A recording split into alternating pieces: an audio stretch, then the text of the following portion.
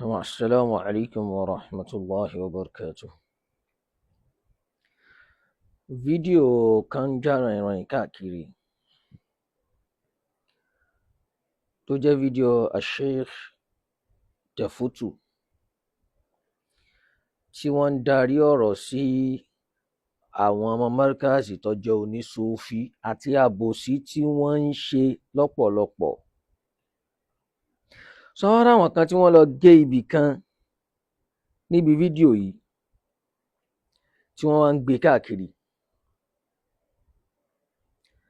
Wọ́n wá ń kọ́mẹ́ǹtì burúkú, ẹlòmíì ṣe pé ẹlòmíì tí ẹ̀ ń sọ oríṣiríṣi ọ̀rọ̀, wọ́n ibẹ̀ yẹn kọ́ la fẹ́ lọ. Èyí tí mo fẹ́ yanjú ń bẹ̀ ni wípé àwa tá a jẹ́ ọmọ Markazi tá a sì ń ṣe súfí ni wọ́n dájú ọ̀rọ̀ kọ. Torí lóòótọ́ alábòsí pọ̀ o. So, èmi náà tí mò ń sọ̀rọ̀ yìí, ilé onísúfí tààrà ni mo ti jáde. Ẹ rí pé tààrà yẹn ó ní ṣẹ́dà tààrà. Ilé onísúfí tààrà. Onísúfí sì lèmi náà. Kódà Tìjàníyà ni mi tààrà. Àmọ́ àwa tá a jẹ́ onísúfí tá a jẹ́ ọmọ Markazi, khususan àwa tá a jẹ́ Tìjàníyà, àbòsí wa pọ̀ gan.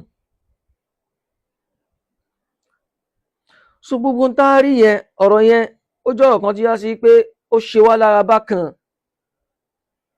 Àmọ́ gẹ́gẹ́ mo ye kọ́mẹ́ǹtì síbi kan náà pé retaliation ni. Ọmọ kan kéèyàn retaliate. Lápèjúwe, a ní láti kọ́kọ́ mọ̀ wípé kì í ṣe gbogbo èèyàn ní bá wa ṣe súfì Tìjàníyà Kọ̀dìríyà o. Àwọn àfáà oníkéwú tọlọ́hun bẹ táwọn dúró ti kéwú wọ́n sì wọ́n tọlọ́hun, wọ́n bá wa ṣe gbogbo Kọ̀dìríyà Tìjàníyà rárá, wọ́n mójútó mọ̀ wọ́n sì mójútó tọlọ́hun. A ní láti ọmọ yẹn àwa tá à ń pera wa lóní súfì, tá à ń jẹ́ onísúfì. Tó lọ́pọ̀lọpọ̀ náà gbẹ̀yìn adéhìnyáwó lọ́pọ̀lọpọ̀ àpèmọ́ra là ń pè ṣé Ibrahim ṣé amọ́lá ti ìwà rẹ, ìṣesí rẹ, ìsọ̀rọ̀ sí rẹ, ìgbésí ayé rẹ kò fi kankan jọ wọ́n.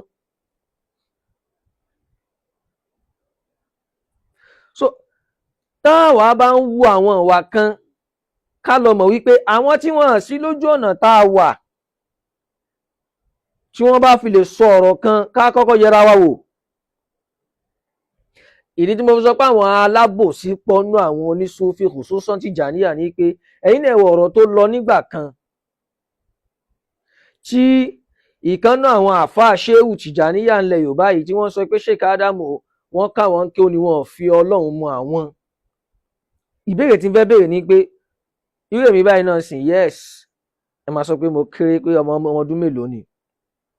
Àmọ́ nǹkan tí ń ṣẹlẹ̀ tí pé ojú wa ti ń tó gẹ́gẹ́ bí ilé tá a ti wá, oríṣiríṣi nǹkan là ń rí tí ń lọ láwùjọ, tí ń lọ́nà ìjà àfà tá a mọ̀ kó tó di pé àìṣà wá sọ pé àwa náà ń sọ̀rọ̀.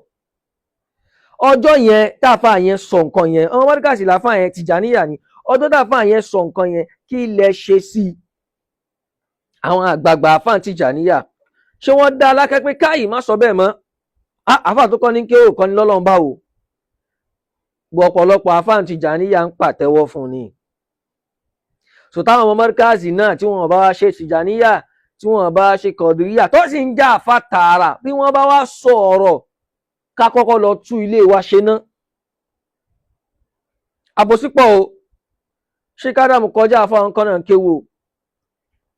Bẹ́ẹ̀ sì ni ọ̀rọ̀ tí wọ́n sọ tá a bá fojú ẹ̀gbẹ́ kan wò ó, bó ti in tí wọ́n ń tafa ọ̀rọ̀ sí torí mi náà, ana Tìjàníyì wa ana Markazi, ana Sufi, so mo understand nǹkan tí wọ́n sọ, ó sì lòun kí wọ́n gbé kalẹ̀.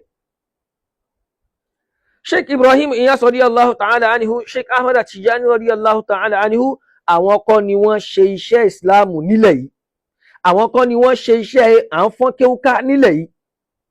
Àfáà wa ni wọ́n tà sí gbà fún wọn tààrà tó sì mú wa lọ lọ́dọ̀ Ọlọ́run.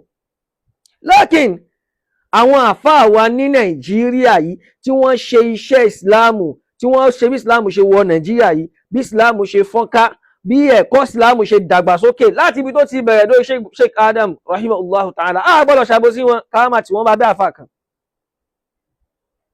ibi tábòsí wá wà nìyẹn o so bí Sufi in tí ò jẹ́ kí Sufi kó dàgbà ńlẹ̀ Yorùbá yìí nù àbòsí ti pọ̀ jù kò sì sẹ́nìkan náà àwọn ṣéwù yìí àbí àwọn ṣéwù àtàwọn mọ̀kọ́dàmù kéékèèké yìí tó ẹ̀ṣẹ̀ bẹ̀rẹ̀ yìí náà tí wọ́n lè gba kí ẹnìkan máa ṣerú ẹ̀ fáwọn kọ́mọ̀ kan kí ó lọ́dọ̀ wọn àbúgbò lọ́dọ̀ wọn kó wá máa pe àfáà kan láàfáà tó tóbi jù àwọn lọ wọn nígbà o àmọ́ wọ́n fẹ́ kí ìdílé Sheikh Adam máa gbarú ẹ̀ àbòsí ni òun Ọlọ́run bò sí fẹ́ràn àbòsí kò sì yẹ kó yẹ kọ́dọ̀ àwọn onísúfì ní irú àbòsí bẹ́ẹ̀ ó ti máa ṣẹlẹ̀ so ká lọ mọ̀ ká lọ tún lé ara wa ṣe àwa tá à ń pera wa lóní súfì ká lọ tún lé ara wa ṣe àwọn àfáà wa ká gbé wọn síbi tó yẹ kí wọ́n wà ìgbà ẹ lọ̀rọ̀ tó dáa o àmọ́ ó gbélé tẹ̀ ń ṣe yìí ariwo lásán ni àti ìṣetán. Assalamu alaikum.